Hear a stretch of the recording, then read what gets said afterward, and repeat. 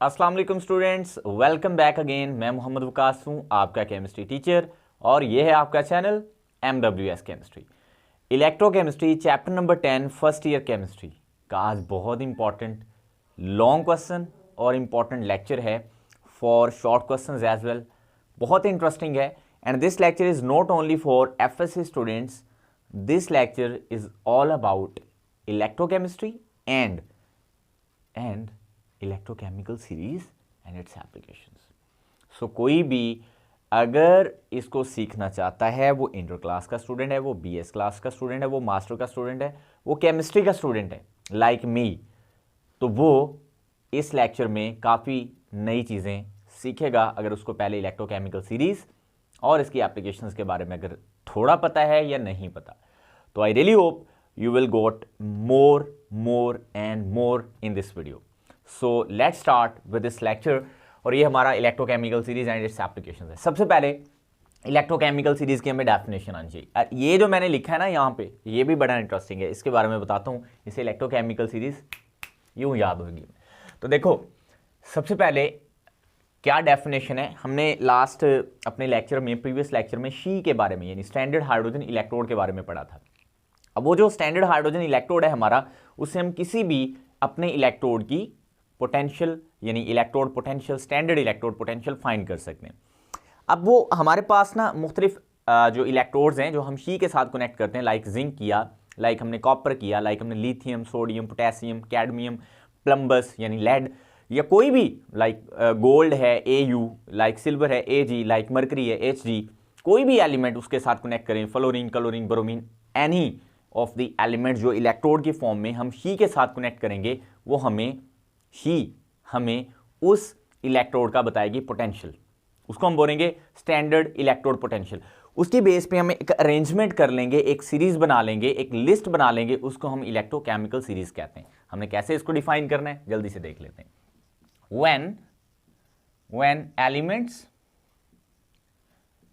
arranged on the basis of their standard electrode potential on hydrogen scale, यानी hydrogen scale पे, on hydrogen scale, then वो जो series हमारे पास हासिल होगी that will be called electrochemical series. अब for example, अगर आपको याद हो, हमारे प्रीवियस लेक्चर में हमने देखा था जब हम जिंक को शी के साथ कनेक्ट करते थे ना, तो ये हमारे पास रिएक्शन होता था। Zn+2 इलेक्ट्रॉन यहां से हमें मतलब बाहर निकलते हुए नजर आए थे, और ये हमारे पास थी ऑक्सीडेशन। इसको हम क्या बोलते हैं? ऑक्सीडेशन। और शी के कंपैरिजन में जिंक ऑक्सीडाइज होती है। पहले इस बात को समझें, फिर मैं अगली बात करता हूं, ठीक है। अब इसके जो वोल्टेज हमें मिले थे स्टैंडर्ड, जिसको हम ऑक्सीडेशन पोटेंशियल ऑफ जिंक बोलेंगे, वो प्लस 0.76 वोल्ट थे। 0.76 वोल्ट, ये याद रखें, वैल्यू याद रखें। अब इसी को अगर मैं रिडक्शन फॉर्म में लिखूं, यही जो इक्वेशन है हमारे पास है, जो कि जिंक की ऑक्सीडेशन थी विद कंपैरेटिव टू शी, इसी को अगर मैं रिड्यूस फॉर्म में लिखूं, हालांकि जिंक ने शी के मुकाबले में, शी के कंपैरिजन में रिड्यूस होना नहीं है, लेकिन हम उसको लिख तो सकते हैं ना, तो लिखने में तो कोई हर्ज नहीं है। तो हमारे पास Zn+2, उसी वाली इक्वेशन को उल्टा करके लिखूंगा, E इलेक्ट्रॉन यानी, तो यहां बना हमारे पास Zn, तो दिस इज कॉल्ड रिडक्शन, है ना, हम इसको रिडक्शन बोलेंगे। अब ये जो हमारे पास स्टैंडर्ड पोटेंशियल होगा that will be called standard reduction potential. And आपको पता है ये इतना ही होगा, लेकिन साइन ऑपोजिट के साथ होगा, यानी ये मैं वोल्ट चलो नीचे लिख देता हूं, यानी उतने ही वोल्टेज हैं, प्लस 0.76 वोल्ट है oxidation potential for zinc, and ये इसी को मैं नेगेटिव की फॉर्म में ऐसे लिख सकता हूं, यानी चेंज करके रिडक्शन की फॉर्म में नेगेटिव लिख सकता हूं। मैंने ऐसे क्यों किया?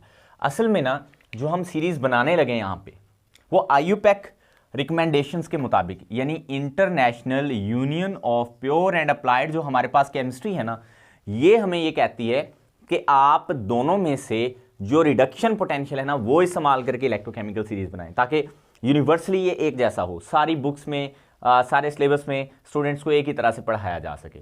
तो हम यूज किया करेंगे standard reduction potential instead of standard oxidation potential. Series बनाने के लिए हम ऑक्सीडेशन पोटेंशियल बना के लेके भी सीरीज बना सकते हैं, लेकिन आईयूपैक रिकमेंडेशन ये है कि आप स्टैंडर्ड रिडक्शन पोटेंशियल की बेस पे इलेक्ट्रोकेमिकल सीरीज को क्या करोगे, अरेंज करोगे। तो आईयूपैक रिकमेंडेशन हमें क्या कहती है कि आपने स्टैंडर्ड रिडक्शन पोटेंशियल यूज करना है। क्या? यस। तो जो भी हम सीरीज बनाएंगे वो किस बेस पे बनाएंगे, standard reduction potential of the electrodes, जब हम उनको कनेक्ट करेंगे शी के साथ। ये तो पहली अंडरस्टैंडिंग है जो आपको इस लेक्चर से पहले होनी चाहिए। अब आगे बढ़ते हैं। ये तो मैंने लिखा ना यहाँ पे, बड़ा इंटरेस्टिंग है, मजे का है। देखो, लाइबा के चाचू ने मांगे आलू जिंगर क्रंची, है ना। इसके पीछे बहुत लंबी कहानी है। कैसे? हाँ, इसको याद, मतलब ये सेंटेंस के पीछे लंबी कहानी नहीं है कि उसने जिंगर आलू क्रंची वगैरह वगैरह मांगे, ये नहीं लंबी कहानी। ये कह रहा हूँ कि इसको देख के हम इलेक्ट्रोकेमिकल सीरीज बहुत आसानी से बना भी सकते हैं और उसको याद भी कर सकते हैं। तो कैसे? देखो, ये जो मैंने लाइबा लिखा है यहाँ पे, आप में से मे भी किसी का नाम अगर वो लड़कियों में से देख रही तो शायद लाइबा हो, ठीक है। तो यहाँ पे इसको हम लिथियम कंसीडर करेंगे, Li, और के से मुराद पोटेशियम होगा या पोटेशियम अगर हम इसको पढ़ें। चाचू यानी चाचू में Ca अगर हम लें तो कैल्शियम बनता है ना, Na तो ये सोडियम है सीधा सीधा। मांगे Mg मैग्नीशियम है या मैग्नीशियम इसको पढ़ते हैं। आलू यानी एल्यूमिनियम या एल्यूमिनियम, जिस भी तरह आप इसको पढ़ते हो, मैं मुख्तलिफ तरह से इनको हम प्रोनाउंसिएट कर सकते हैं। जिंक तो ये है जिंक Zn, और क्रंची से मुराद क्रोमियम है यानी Cr। तो इसकी बुनियाद पे पहले तो मैं अरेंज कर लेता हूँ। देखो, सबसे पहले हमारे पास आ गई लिथियम, है ना, फिर आ गई पोटेशियम, फिर आ गई कैल्शियम, फिर आ गई सोडियम, है ना। ये तरतीब बनती जाएगी। ये थोड़ा ज़्यादा मैं बड़ा इनको करके लिख रहा हूँ, फिर इतने लिखे नहीं जाएंगे, इनको थोड़ा छोटा करके लिख लेता हूँ, तो दोबारा लिख लेता हूँ।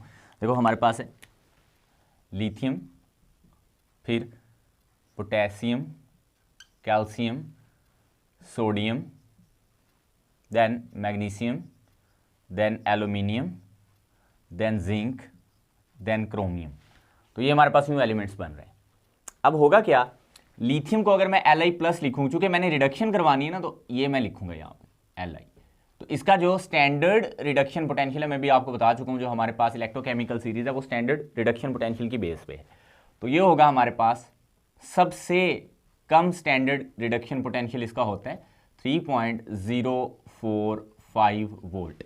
और अगर मैं इसका ऑक्सीडेशन पोटेंशियल लिखूं तो वो हाईएस्ट होगा। रिमेंबर दैट स्टूडेंट, ये बड़ी इंपॉर्टेंट बात है। इसका जो रिडक्शन पोटेंशियल है वो लोएस्ट है और बहुत ऊपर है, सबसे ऊपर है, लेकिन अगर इसका ऑक्सीडेशन पोटेंशियल लिखूं तो वो सबसे हाईएस्ट होगा। लेकिन हमारी जो सीरीज है वो रिडक्शन पोटेंशियल की बेस पे है। इसी तरह यहाँ पे भी इलेक्ट्रॉन ऐड करके, तो यहाँ मतलब K पॉजिटिव लेके तो ये K बना सकते हैं, इसका भी पोटेंशियल होगा। ऐसे ही कैल्शियम के लिए हम यहाँ पे 2 लिखेंगे, 2 इलेक्ट्रॉन ऐड करेंगे, क्योंकि कैल्शियम की जो नॉर्मल ऑक्सीडेशन स्टेट है वो +2 वाली यहाँ पे, ठीक है। तो ऐसे हमने सारों के साथ लिखते जाना है। बहरहाल मैं सिर्फ आपको ये नाम याद करवाना चाहता हूँ। आगे है फिजा चौधरी, हाँ में से मे भी कोई फिजा हो तो इसको हम वैसे तो आई से होता है, हम इसको Fe लिखेंगे। Fe से मुराद आयरन होता है, फिरम, और चौधरी से मुराद यहाँ पे कैडमियम है, Cd, ठीक है। और Ni नहीं, अच्छा ये हमने पढ़ना है, फिजा चौधरी नहीं सुन पाई हो, ठीक है। जैसे कोई परेशानी या कोई बंदा कोई ऐसे अचानक से कोई चीज़ सुनता है तो बंदा कहता है ना, तो ये वो वाला एक्सप्रेशन है। पहले लाइबा के चाचू ने मांगे आलू जिंगर क्रंची। ये जो इंटरेस्टिंग सी बातें हैं ना, ये मुझे मेरे एक बहुत अच्छे दोस्त ने बताई हैं, केमिस्ट्री के, वो भी टीचर हैं। तो उन्होंने ये बताया था कि इससे स्टूडेंट्स को आसानी से याद हो सकता है। तो मैं वही ट्रिक आपके सामने यूज़ करूँ। फिजा चौधरी नहीं सुन पाई हो, मतलब ये जो ऊपर वाली बात है उसने सुनी नहीं कि भाई लाइबा के चाचू ने जिंगर आलू क्रंची वगैरह भी मांगे हैं, ठीक है। तो ये वो सारा, तो सुन से मुराद टिन है, स्टेनस, पाई से ये जो है ना ये प्लम्बस है, Pb, ठीक है। आई थिंक यही बनता है, ठीक है, यही है। हॉ से मुराद यहाँ पे हाइड्रोजन है, H2। तो इनको अब मैं तरतीब से लिख लेता हूँ। पहले FeCdNi, FeCdNi, इसके बाद हमारे पास है Sn, टिन, फिर है Pb प्लम्बस, जिसको हम लेड कहते हैं, H2, ये हाइड्रोजन आ गई। तो ये हमारे पास तरतीब बनती जा रही है। हाइड्रोजन के लिए मैं यूँ लिख लेता हूँ, 2H positive plus 2 electron after reaction, ये हमारे पास H2 बनेगी, ये रिडक्शन हो गई है। और इसका जो हम पोटेंशियल लेते हैं स्टैंडर्ड, हम ये चूँकि सारे रिडक्शन ले रहे हैं तो ये ऑर्बिट्रेरीली हम 0.00 वोल्ट लेते हैं, ये मैं आपको प्रीवियस लेक्चर में बता चुका हूँ, ठीक है। इस तरह देखो नेक्स्ट, क्यूट कज़न आई फिर, यानी इस सारे के बाद ये आपने याद करना, क्यूट कज़न आई फिर, क्यूट सी कज़न आई, ठीक है। तो इससे क्यूट से मुराद यहाँ पे Cu कॉपर है, कज़न यहाँ पे फिर कॉपर है, 2 दफ़ा कॉपर है, एक दफ़ा कॉपर की +2 ऑक्सीडेशन स्टेट है और एक दफ़ा +1 है, ऐसे है। फिर आई से मुराद आयोडीन है, ठीक है। फिर से मुराद है आयरन, यहाँ पे Fe दोबारा आ गई, यहाँ आयरन की +2 ऑक्सीडेशन स्टेट होती है ये वाली, और ये +3 होती है, शायद +2, आई थिंक यही होती है, ठीक है। ऊपर +2 इधर +3। अच्छा, अब Ag, यानी यहाँ मैंने ये Ag क्यों लिखा, आज होगी बारिश। पहले मैं ये लिख लेता हूँ, कॉपर 2 दफ़ा, अब मैं इनको ना ब्लू से लिखता हूँ, कॉपर फिर कॉपर, और फिर है हमारे पास I2, फिर है हमारे पास Fe, है ना। तो अब आज होगी बारिश, अब ये क्या है, आज होगी बारिश, आज से Ag मुराद है, होगी Hg मुराद है यानी मरकरी, और बारिश से ब्रोमीन मुराद है Br। तो Ag Hg Br, ये मैं अब इधर लिख लेता हूँ, इधर ही, इनके बाद यहाँ आप ये नहीं समझे ये टेबल ख़त्म हो गया, बल्कि ऐसे यहाँ पे मुझे फिर वैल्यूज़ भी लिखना होगी, हम इसको आगे ही लिख लेते हैं, ठीक है। इस तरह फिर में भी आपको समझना है। तो अगर देखो ये आपको लग रहा होगा शायद मैं इस पर टाइम ज़ाया करूँ, मैं टाइम नहीं ज़ाया कर रहा, अगर आपको ये चीज़ें समझ आ जाती हैं ना, फिर आपको जो इसकी एप्लीकेशन है वो बहुत जल्दी समझ आ जाएंगी, वो इतना ज़्यादा कोई मसला नहीं होगा उसमें, ठीक है। तो देखते हैं इसको। देखो नेक्स्ट हमारे पास मैं इधर लिख देता हूँ, चलो ये अजीब सा बन जाएगा वैसे, चलो मैं बाकी ना इधर लिख देता हूँ, ठीक है। Ag ये मैंने इधर लिख दी, फिर Hg, फिर Br, ठीक है। अब जो हमारे पास नेक्स्ट है Cl, ठीक है। आओ फिर, ये लिखा हुआ है कल आओ फिर, यानी आज होगी बारिश, कल आओ फिर, कल आओ आप। तो कल से मुराद यहाँ पे Cl2 है, क्लोरीन, आओ से मुराद Au ऑरम यानी गोल्ड का सिंबल होता है, और फिर से मुराद यहाँ पे F2 है यानी फ्लोरीन। तो यहाँ मैं इसको ऐसे लिख देता हूँ, ये हमारे पास होगी Cl2, Au और F2। अब ये जो फ्लोरीन है ना, इसका जो रिडक्शन पोटेंशियल है वो हाईएस्ट होता है, मैं इधर इसको लिख देता हूँ ऐसे, देखो 2F बल्कि F2 +2 इलेक्ट्रॉन आफ्टर रिएक्शन, चूँकि ये नेगेटिव फॉर्म में जाता है अपनी, तो यहाँ पे इसका जो रिडक्शन पोटेंशियल है ना वो हाईएस्ट होता है, ये याद रखना है आपने। इसका जो स्टैंडर्ड रिडक्शन पोटेंशियल होता है ना वो होता है +2.87।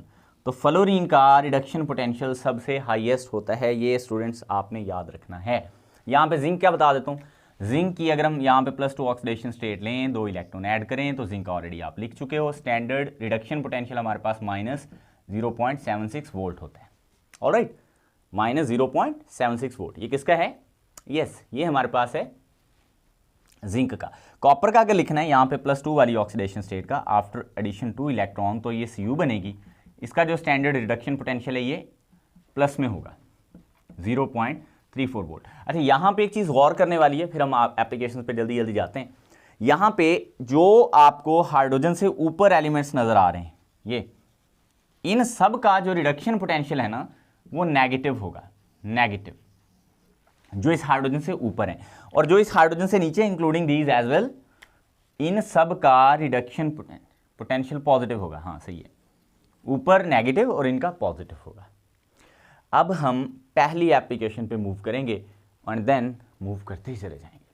तो यहाँ तक अगर आपको नहीं समझ आई तो ना आए, इसका स्क्रीनशॉट ले लें, ठीक है। मैं पीछे हट जाता हूँ, इसको समझ लें, ना आने वाली तो बात नहीं है। फिर हम आगे बढ़ते हैं एप्लीकेशंस पे।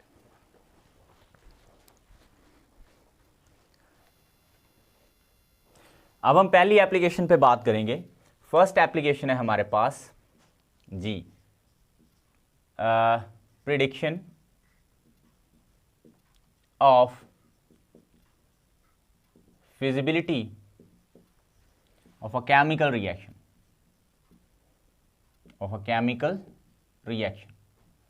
अब ये क्या चीज़ है, देखो कोई केमिकल रिएक्शन हो सकता है या नहीं हो सकता, इसकी प्रिडिक्शन करना इसकी पशीन गोई करना, इसका अंदाज़ा लगाना।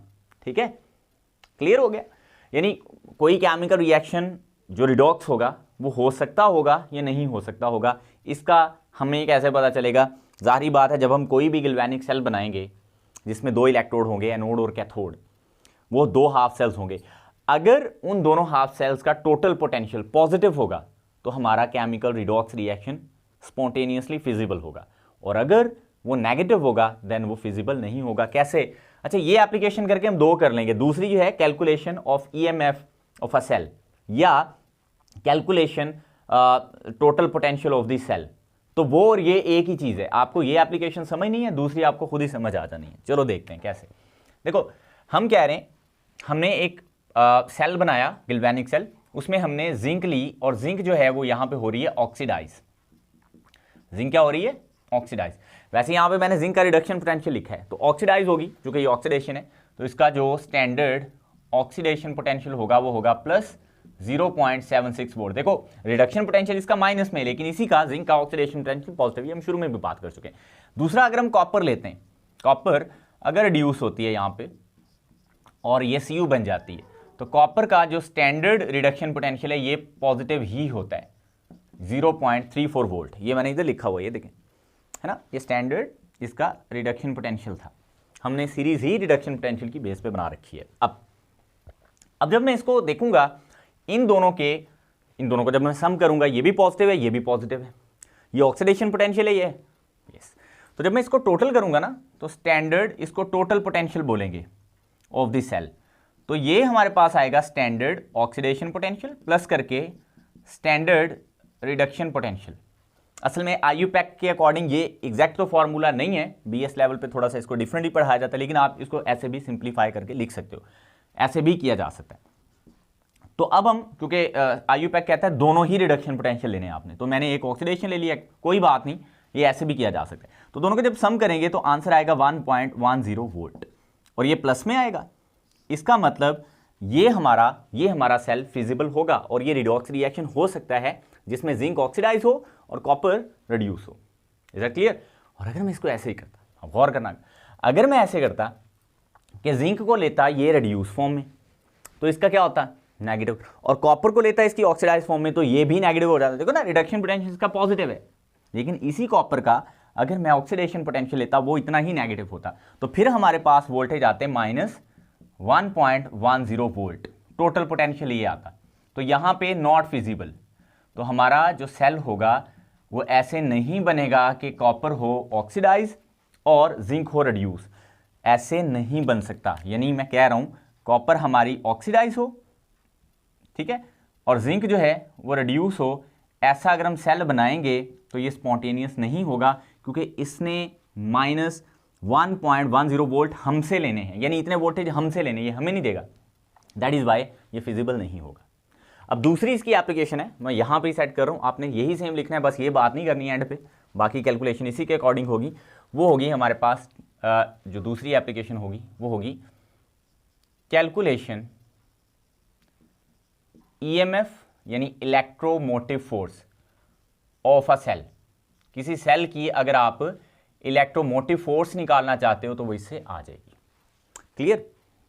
अब मैं ये करता हूँ कि मैं आपको क्या करता हूँ, हाँ, आपको रिएक्टिविटी वाली, मेटल की रिएक्टिविटी वाली प्रॉपर्टी पहले बताता हूँ। अब मुझे नहीं पता नंबरिंग के हिसाब से वो कौन सी है, लेकिन रिएक्टिविटी वाली पहले बताता हूँ, बाकी बाद में रिएक्टिविटी वाली समझ आएगी तो ज़्यादा आपके लिए आसान हो जाएगा समझना।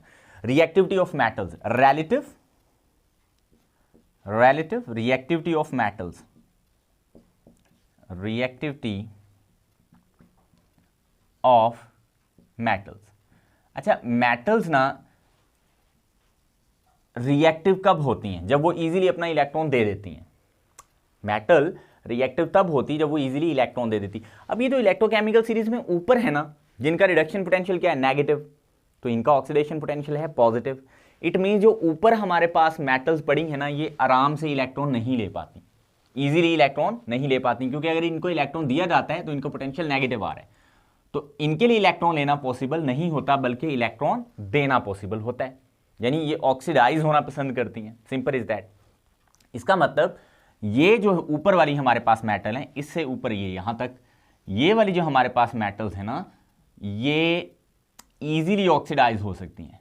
क्या हो सकती हैं? Easily oxidised. जब ये इजीली ऑक्सीडाइज होंगी ना, तो ये ज्यादा रिएक्टिव होंगी, मोर रिएक्टिव। अब कैसे ज्यादा रिएक्टिव होंगी? क्योंकि ये एसिड्स वगैरह के साथ रिएक्ट कर सकती हैं, किसी भी चीज के साथ आसानी से रिएक्ट कर सकती हैं, है ना, क्योंकि इनका ऑक्सीडेशन पोटेंशियल पॉजिटिव है, रिडक्शन पोटेंशियल नेगेटिव है। ये आसानी से इलेक्ट्रॉन दे सकती हैं। इसे आसानी से इलेक्ट्रॉन देने का मतलब है इजीली ऑक्सीडाइज हो सकती हैं। तो metal like lithium, potassium, calcium, sodium, magnesium वगैरह ये आसानी से रिएक्ट कर सकती हैं एयर के साथ भी, यानी एयर में मौजूद ऑक्सीजन के साथ, सही है। और ये उसके अलावा भी जो आम मॉइस्चर वगैरह होता है उसके साथ भी रिएक्ट कर जाती हैं, वाटर के साथ। लाइक सोडियम को पानी में डालो तो बहुत विगरस रिएक्शन होता है। तो ये बहुत ज़्यादा रिएक्टिव मेटल्स हैं। Is that clear? तो इसका मतलब जो हाइड्रोजन स्केल पे जो हमारे पास ऊपर हैं टॉप पे, है ना, जिनका हमारे पास रिडक्शन पोटेंशियल जो है वो क्या होता है? नेगेटिव होता है। ये वाली, मैं सिर्फ मेटल्स की यहाँ पे बात करूँ, ये वाली मेटल क्या होती हैं? रिएक्टिव होती हैं, रिएक्टिव मेटल्स, ठीक है। I am just talking about metals only. अब जो हमारे पास बिल्कुल बॉटम पे हैं, नीचे, है ना, बॉटम पे जो हमारे पास सिर्फ मेटल्स की बात हो रही, बॉटम पे जो मेटल पड़ी हैं जिनका हमारे पास रिडक्शन पोटेंशियल क्या है? Yes, positive. अब मैं यहाँ पे इन मेटल्स, यहाँ पे सारी मेटल्स नहीं है, लाइक फ्लोरीन मेटल नहीं है, क्लोरीन नहीं है, बोरोमीन, ये Br2 होती है, बोरोमीन नहीं है, आयोडीन नहीं है, लेकिन इसके अलावा बाकी सारी मेटल हैं, लाइक कॉपर, ये दोनों, आयरन, सिल्वर, Hg यानी मरकरी, गोल्ड, ठीक है। तो ये जो हमारे पास नीचे मेटल्स पड़ी है ना, इनका ये मैं यहाँ पे बता देता हूँ आपको। देखो ये नीचे वाली सारी, इनका क्या हो रहा है? नॉट इजीली ऑक्सीडाइज, नॉट, मैं सिर्फ मेटल्स की बात करूँ, नॉट इजीली ऑक्सीडाइज, यानी इनके लिए अपना इलेक्ट्रॉन देना इतना आसान नहीं है जितना ऊपर वालियों के लिए था। तो फिर इसका मतलब ये वाली जो मेटल्स हैं, यानी ये सिल्वर, मरकरी, गोल्ड, कॉपर वगैरह, ये आसानी से ऑक्सीडाइज नहीं होती, यानी इलेक्ट्रॉन नहीं देती, तो फिर ये इलेक्ट्रॉन लेती हैं। इसका मतलब ये दे गेट रिड्यूस्ड, ये रिड्यूस्ड होती हैं, तो इसलिए ये लीस्ट रिएक्टिव है, ठीक है। ठीक हो गया? इनर्ट मेटल या लेस रिएक्टिव मेटल। इसलिए आपने देखा होगा गोल्ड वगैरह को जल्दी जंग नहीं लगता, गोल्ड जो है वो एसिड्स के साथ रिएक्ट भी नहीं करती, ये गोल्ड। इसी तरह ये हमारे पास जो सिल्वर है ये भी जल्दी रिएक्ट नहीं करती, सही है। इनको हम दोनों को कॉइनेज मेटल कहते हैं, along with this copper. Copper भी कॉइनेज मेटल है। कॉइनेज मेटल से मुराद है वो मेटल जिनसे हम कॉइन्स बनाते हैं, बिया बनाते थे इन प्रीवियस ईयर्स, जो हमारे पास बहुत पुराना वक्त था, लॉन्ग टाइम अगो। अब भी लोग कई जगह पे ये चलते हैं। बहरहाल कॉपर, गोल्ड और सिल्वर, ये जो हमारे पास है ना, these metals are called coinage metals and these are very less reactive towards acids, towards bases, towards any reagent, ठीक है। और इसकी वजह है इनका रिडक्शन पोटेंशियल पॉजिटिव होना, और ये इनका आसानी से ऑक्सीडाइज ना होना, और ये कम रिएक्टिव है। तो ये हमारे पास 3 एप्लीकेशंस होगी। इसी तीसरी एप्लीकेशन को आगे बढ़ाएंगे और हम सीखेंगे किस तरह से जो हमारे पास रिप्लेसमेंट होती है एक मेटल की दूसरी मेटल से, और किस तरह से रिएक्शन होता है मेटल का विद एसिड्स। और हम फिर लास्ट पे, वैसे वो लास्ट पे नहीं बतानी चाहिए थी, थर्ड पे बतानी चाहिए थी, लेकिन मैं उसको जानबूझ के लास्ट पे ले गया हूँ। उसमें हम relative tendency of metals and non metals to get their oxidation, to get oxidise और रिड्यूस, वो देखेंगे। तो ये 3 एप्लीकेशन हमारी रहती हैं, जल्दी से उसको कवर कर लेते हैं, बल्कि उनको कवर कर लेते हैं।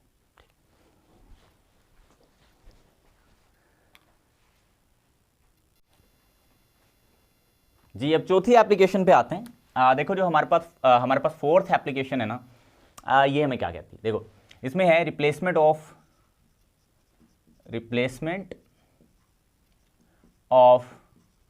One metal from its solution by another. अब इसका क्या मतलब है देखते हैं। देखिए जी, मैंने अभी आपको थोड़ी देर पहले बताया कि जो हमारे पास ऊपर मेटल्स हैं हाइड्रोजन स्केल से ऊपर से मतलब ऊपर नहीं, इस हाइड्रोजन स्केल से ऊपर, ऑलराइट। तो ये जो हाइड्रोजन स्केल से ऊपर हमारे पास मेटल्स हैं ना, ये हमारे पास इजीली ऑक्सीडाइज हो सकती हैं, ये मोर रिएक्टिव है, ये मैंने ऊपर लिखा है। और ये वाली हमारे पास लेस रिएक्टिव है, लेस रिएक्टिव। ये जो नीचे पड़ी है metals, we are just concluding about metals only, not we are including the non metals here in our up till discussion जो है हमारी, ठीक है, अप टिल नाउ। अब ये replacement of one metal from its solution by another, इसका क्या मतलब है? देखो लाइक मैं यहाँ पे कहता हूँ मेरे पास आयरन सल्फेट का सोल्यूशन है, आयरन सल्फेट का, और मैं इसमें जिंक डाल देता हूँ, जिंक के कुछ पीस डाल देता हूँ, क्या होगा क्या? देखो आयरन जो है, आयरन ये नीचे पड़ी है, और ये जिंक ऊपर पड़ी है, ठीक है। चलो मैं और आसानी के लिए यहाँ पे कह देता हूँ, मैं यहाँ पे करता हूँ आपकी और आसानी के लिए, वैसे तो ये भी हो सकता है, चलो इसको अभी मैं लिखा रहने देता हूँ, और आसानी कर देता हूँ। यहाँ मैंने जिंक डाली, इधर है कॉपर सल्फेट सोल्यूशन। अब अगर आप कॉपर को गौर से देखें, कॉपर नीचे पड़ी है हाइड्रोजन स्केल से नीचे, इट मीन्स ये लेस रिएक्टिव है। और जो हमने जिस मेटल को डाला अंदर सोल्यूशन के अंदर, वो जिंक है जो ऊपर पड़ी है हाइड्रोजन स्केल में, और ये ज़्यादा रिएक्टिव है। क्या होगा? जिंक इस कॉपर को रिप्लेस करके खुद इसकी जगह ले लेगी, और यहाँ से कॉपर रफू चक्कर, ठीक है। तो हुआ क्या है, इस सोल्यूशन में से कॉपर मेटल को रिप्लेस किया जिंक ने, चूंकि ये ऊपर थी हाइड्रोजन स्केल में, ज़्यादा रिएक्टिव थी, और इसने अपने से नीचे वाली यानी कॉपर मेटल को रिप्लेस कर दिया। अब यहाँ पे देखें जिंक, नीचे आयरन है, एक आयरन ये है, एक आयरन ये है, आप ये आयरन कंसीडर कर लो, लेट्स पुट, लेकिन ये बेसिकली यहाँ पे ये नहीं है, ये वाली है, ठीक है। तो ये वाली आयरन है, लेकिन फिर भी जो जिंक है हमारे पास वो इससे ऊपर ही बड़ी है, तो जिंक इसको रिप्लेस कर सकती है। यहाँ पे बनेगा ZnSO4, और यहाँ से आयरन रफू चक्कर होगी, ठीक हो गया। तो ये भी रिप्लेसमेंट है, समझ रहे हो बात को। तो ये जो मेटल है अपने कोई और मेटल आके किसी और मेटल को उसके सोल्यूशन से रिप्लेस कर सकती है, तभी जब हाँ उससे ऊपर हो, यानी उससे ज़्यादा ऑक्सीडाइज होने की एबिलिटी रखती हो, या उससे कम रिडक्शन पोटेंशियल रखती हो। ऊपर जो होगी वो कम रिडक्शन पोटेंशियल रखती होगी, समझ रहे हो बात को। आगे बढ़ते हैं, देखो एक और एग्जांपल ले लेते हैं। लाइक मैं यहाँ पर लिखता हूँ MgSO4, और मैं चाहता हूँ यहाँ पे जिंक डाल के या आयरन डाल के कुछ भी, लाइक मैं चाहता हूँ आयरन डाल के मैं इस मैग्नीशियम को रिप्लेस कर दूँ, no reaction, no replacement, because the reason is जो Mg है मैग्नीशियम ये वाली, ये ऊपर पड़ी है, और आयरन नीचे से आगे इसको रिप्लेस नहीं कर सकती, बिकॉज आयरन कम रिएक्टिव है, क्योंकि इसका रिडक्शन पोटेंशियल आपके पास थोड़ा सा ज़्यादा है कंपैरेटिव टू दिस मैग्नीशियम। इसका बहुत नेगेटिव है, इसका कम नेगेटिव है, और इसका तो पॉजिटिव हो गया। तो ये मेरे ख्याल में आपको समझ आई होगी, ठीक है। आगे बढ़ते हैं, रिएक्शन विद, पांचवा है reaction of metals with dilute acids. अब देखो आपको पता है जाबिर बिन हयान को एक्वारीजिया बनाना पड़ा था, किसको डिसॉल्व करने के लिए? यस, गोल्ड जैसी मेटल को डिसॉल्व करने के लिए, सिल्वर जैसी मेटल्स को डिसॉल्व करने के लिए, क्योंकि नॉर्मली एसिड से रिएक्ट नहीं करती और हाइड्रोजन गैस लिबरेट नहीं करती। अगर मसलन मैं अगर आपसे ये कहूँ कि क्या ये इस तरह की जो मेटल्स हैं, लाइक एल्यूमिनियम पड़ी है हमारे पास, लाइक हमारे पास जिंक पड़ी है, क्या ये सल्फ्यूरिक एसिड जैसे या हाइड्रोक्लोरिक एसिड जैसे डाइल्यूट एसिड के साथ रिएक्ट करती हैं? तो आंसर है हाँ। जैसे ये यहाँ पे इसको अगर हम डाइल्यूट भी ले लेना तो ये अच्छा रिएक्शन यहाँ पे हो जाता है, ZnSO4 बनती और प्लस में हाइड्रोजन गैस यहाँ से रिलीज हो जाती है। इस तरह कॉपर भी सम हाउ रिएक्ट करती है, लेकिन अगर हम सिल्वर की बात करें या चलो गोल्ड की बात करते हैं, गोल्ड सोना, ये वाला सोना नहीं जो आप सोए हुए हो, नहीं वो नहीं, ये रियलिटी में गोल्ड वाला सोना है। तो यहाँ पे हमने क्या लिया? Sulphuric acid. ये अगर मैं कंसंट्रेटेड भी ले लूँ ना तो भी गोल्ड का रिएक्शन ना होने के बराबर होगा, यानी बिल्कुल नहीं होगा। तो अगर मैं डाइल्यूट ले लूँ तो फिर तो रिएक्शन होना ही नहीं है ना, बिल्कुल ही नहीं होना, कंसंट्रेटेड से नहीं हो रहा तो डाइल्यूट से कहाँ को, तो यहाँ पे नो रिएक्शन। तो इसका मतलब जो हमारे पास है इलेक्ट्रोकेमिकल सीरीज में मेटल्स ऊपर हैं हाइड्रोजन स्केल से, वो लिबरेट कर सकती हैं एसिड्स के साथ रिएक्ट करने के बाद हाइड्रोजन गैस को इजीली। लेकिन जो नीचे आ रही है ना, उनका चूंकि रिडक्शन पोटेंशियल क्या होता है? हाँ जी, उनका रिडक्शन पोटेंशियल होता है पॉजिटिव। जो नीचे मेटल्स हैं लाइक ये सिल्वर है, मरकरी है, गोल्ड है, कॉपर है, आयरन है, ये रिप्लेस नहीं कर पाती hydrogen gas from dilute acids. हाँ, कुछ कंसंट्रेटेड के साथ रिएक्ट कर जाती हैं ये नीचे वाली मेटल, लेकिन कुछ वो भी नहीं करती, like I am talking about gold. So ये हमारे पास पांचवी थी। अब हम लास्ट वन एप्लीकेशन पे आते हैं, जिसको सीखने के लिए आपको मुझे सिर्फ 3 मिनट देने होंगे। तो आइए उस एप्लीकेशन को देखते हैं।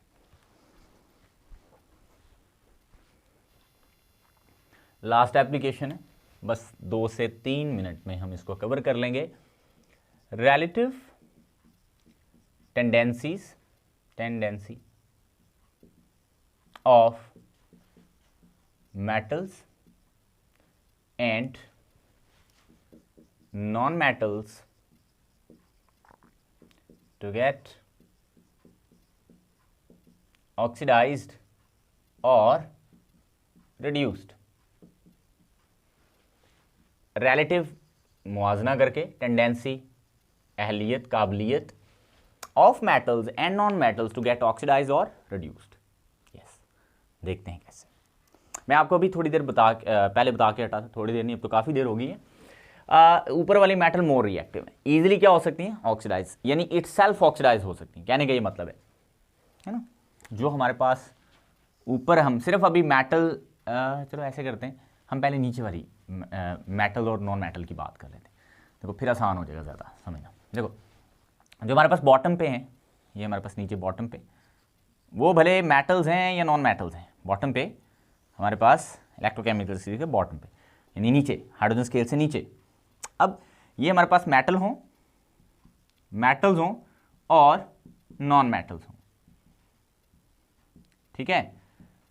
अब इन दोनों की अगर हम इकट्ठे बात करें, मेटल्स की भी और नॉन मेटल की, जो नीचे है हाइड्रोजन स्केल पे, इनके लिए इलेक्ट्रॉन लेना आसान है. इटसेल्फ ये क्या होती हैं, इटसेल्फ ये होती हैं रिड्यूस्ड. जो चीज़ इटसेल्फ रिड्यूस्ड होती है ना आफ्टर गेनिंग इलेक्ट्रॉन, ये गेनिंग इलेक्ट्रॉन के बाद ऐसा करेंगी, गेनिंग इलेक्ट्रॉन, ठीक है. इटसेल्फ रिड्यूस, मैं किन की बात कर रहा हूँ, ये जो नीचे हाइड्रोजन स्केल पे. लाइक इसमें कौन कौन से एग्जांपल हैं, जैसे कॉपर है, जैसे आयरन है, जैसे आयोडीन है, जैसे हमारे पास फ्लोरीन तो बिल्कुल लास्ट पे आ गई, जैसे हमारे पास Ag है, जैसे Hg है ना, जैसे Au है. ये मैं रैंडमली लिख रहा हूँ. These metals and non metals gain electron easily because they have positive reduction potential. इनका रिडक्शन पोटेंशियल क्या आ रहा है, पॉजिटिव आ रहा है ना. तो फिर ये आसानी से इलेक्ट्रॉन ले सकती हैं. इटसेल्फ क्या हो सकती है, रिड्यूस्ड. तो जो चीज़ खुद रिड्यूस हो ना, खुद रिड्यूस कैसे होगी, इलेक्ट्रॉन लेकर, जिससे इलेक्ट्रॉन लेगी, जिस स्पीशीज से इलेक्ट्रॉन लेगी उसको करेगी ऑक्सीडाइज्ड.